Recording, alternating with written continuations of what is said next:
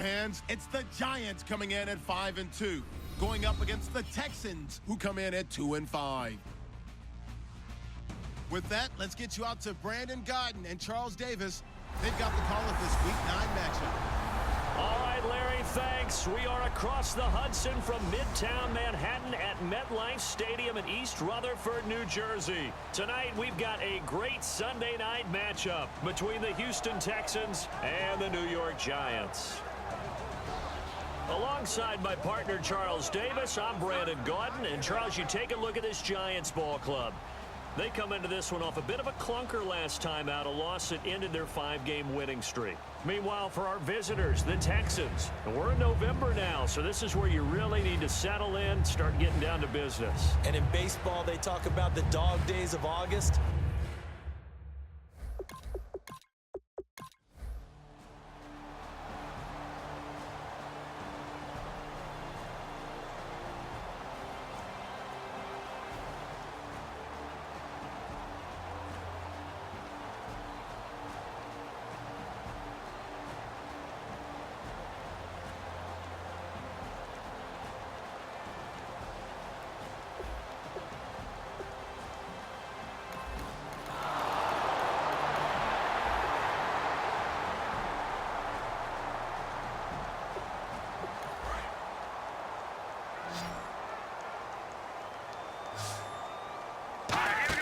One final shot. They'll look to throw.